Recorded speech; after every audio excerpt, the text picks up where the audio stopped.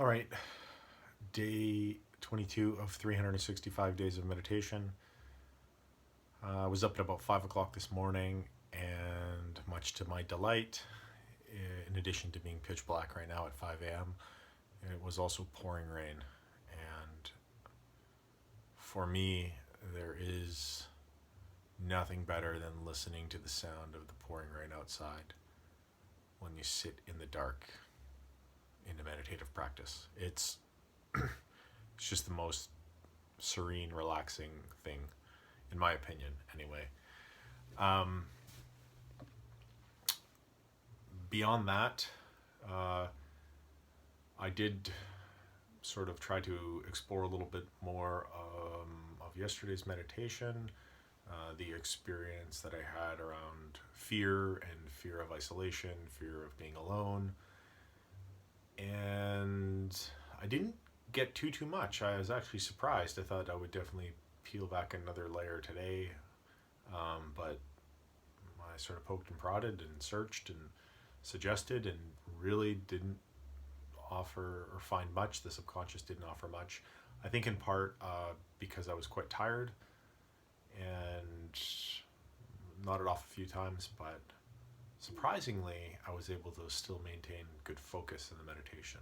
Usually, when I'm tired, or in the past when I've been tired, it's hard to maintain focus. So that was a pleasant surprise. It's just a really peaceful, rain-filled meditation. I did go back to a point in my life where I was a child and I was very much afraid of the dark, and also very much struggling to be able to sleep. And I visited my younger self while I was trying to sleep back then, and just offered to sit next to myself and stay awake, sort of keep guard, if you will, to allow my younger self to go to sleep. And that was an interesting experience. And I also went back to a point in time where I was a teenager and I was struggling a lot with my mental health, and I wasn't telling anyone about it, so I was very much suffering in silence. And I envisioned having my current self having a conversation with my teenage self about my understanding and my experiences to date with mental health, depression, anxiety, obsessive compulsive disorder, and providing some insights into my experiences, and mostly just letting my younger self know that, I'm not the only one. Because back then it really felt like I was the only one. I felt very isolated. I knew my behavior was irrational. I didn't enjoy any of it, but I didn't talk to anyone about it, and I didn't know what to do about it. So yeah, being able to revisit that point in my life and explain to myself, my experiences with mental health, knowing that they are the same experiences essentially.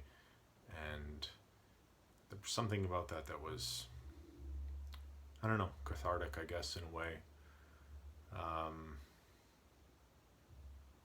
Yeah, I was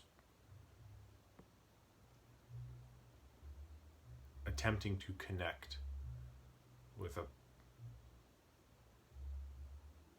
myself at a time in my life where I really needed some connection and was scared to reach for it. So yeah, that definitely brought a few tears to the eyes in meditation. But I think that was probably the most emotionally charged portion of the meditative practice today. But other than that, it was just a really peaceful practice, and I like I said, I really enjoy the early morning hours and the rain.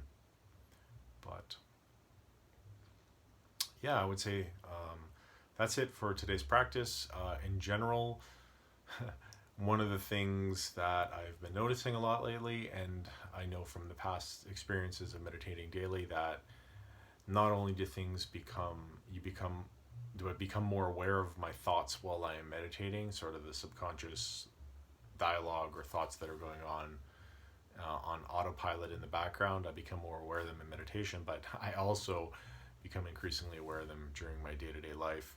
And over the last 3 or 4 days, I have really noticed how critical I am, especially how critical I am of other people. Just in little interactions or observing people, I jump to some form of criticism of what they're doing, or the manner they're being, or how they're dressed, or how they're driving, or anything like that, and it really does not feel good at all right now. And I know that if I'm being critical towards other people like that, I am also being critical towards myself in the same manner, and that is not at all helpful. So I suppose over the next couple days, if I'm in meditation and I remember, I'll explore that a bit and see if I can reframe or maybe retrain that tendency and that habitual way of sort of thinking, and switch it to something that looks a lot more like encouragement. I think that would be useful. And maybe encouragement for myself, encouragement for other people, but also if I'm just silently criticizing people in my head, maybe intentionally trying to pick out something about them that I think is admirable. That might be a good practice as well. No good comes from criticism.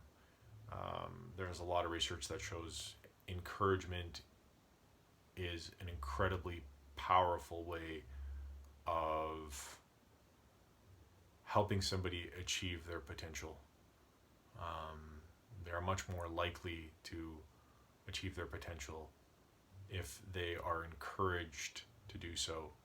And there is nothing more crushing than criticism. So I guess there's my work for the next few days or weeks, or I don't know. It's one of those things probably where I'll peel back a layer and forget about it for a while, and then peel back another layer down the road. We'll see what happens. But yeah, kind of excited for that one.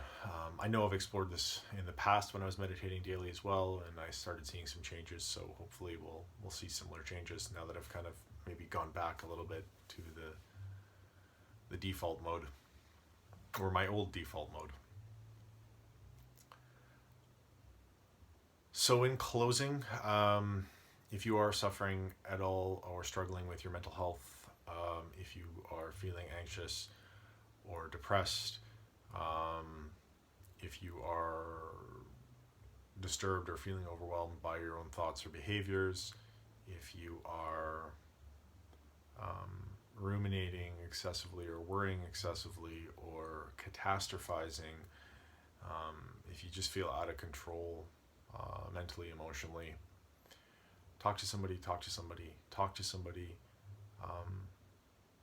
From my own experience, there's nothing worse when you are struggling with your mental health than not talking about it with somebody and sort of remaining isolated, because not talking about it is a form of isolation, and there is nothing worse than feeling isolated when you are in that state. So talk to somebody, help yourself, and in helping yourself, you'll also be helping other people, because you will be helping reduce or eliminate the stigma around mental health. And if I hope to get anything at all out of this daily video log that I'm doing, it's I'm doing it in the hopes that it will help reduce the stigma around mental health, and more importantly, I hope that maybe one person will watch it and as a result reach out for help or talk to somebody about what they're experiencing with their own mental health struggles. So that's it for today. Thanks for watching. Take care of yourself.